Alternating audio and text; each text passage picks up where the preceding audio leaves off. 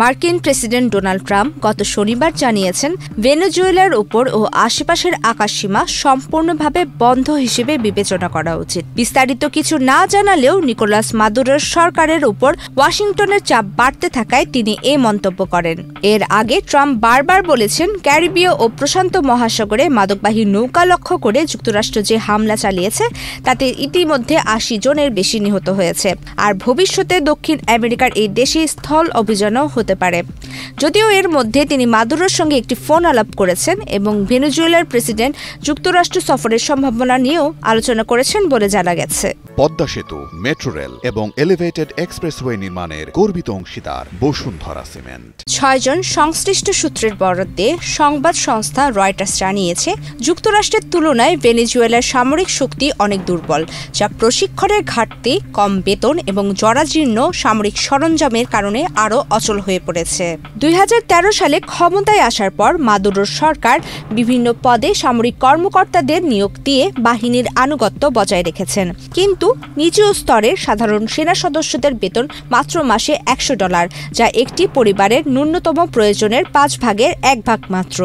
সূত্রগুলো বলছে, যুক্তরাষ্ট্র আক্রমণ করলে সেনাবাহিনীর বিভিন্ন ইউনিটে চলা পালিয়ে যাওয়ার প্রবণতা আরও বাড়তে পারে।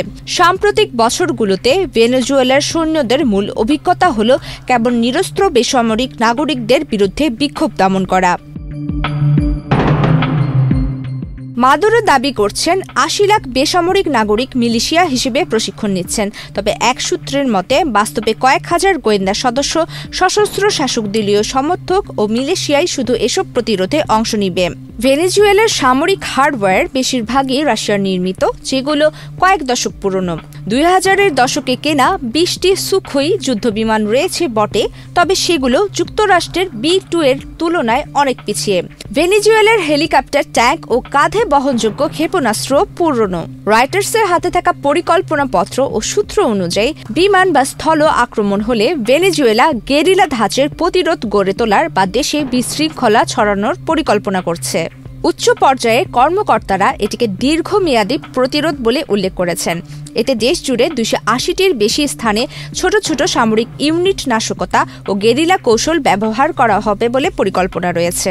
রাশিয়ার তৈরি ৫,০০০ ইগলা ক্ষেপণাস্ত্র ইতিমধ্যে মোতায়েন করেছে ভেনেজুয়েলা। এক সূত্র জানায়, আক্রমণ হলে ইউনিটগুলোকে ছড়িয়ে পড়া ও গোপনে অবস্থান নেওয়ার নির্দেশ দেওয়া হয়েছে। মাদুরো সরকারের দ্বিতীয় কৌশল হতে পারে বিশৃঙ্খলা সৃষ্টি। এতে গোয়েন্দা সংস্থা ও শাসক দলীয় সশস্ত্র সমর্থকদের ব্যবহার করে রাজধানী কারাকাসে বিশৃঙ্খলা ছড়িয়ে দেশকে অচল করে দেওয়ার পরিকল্পনার কথা জানা গেছে। ভেনেজুয়েলার সামরিক বাহিনী ছাড়াও আরও কিছু সশস্ত্র গোষ্ঠী দেশের ভেতরে সক্রিয় রয়েছে, যেমন কলম্বিয়ান গেরিলা গোষ্ঠী। এছাড়াও রয়েছে কোলেক্টিভোস নামে পরিচিত শাসক দলীয় সশস্ত্র সমর্থকেরা, যারা মোটরসাইকেল বহর নিয়ে বিক্ষোভকারীদের মোকাবেলা করে।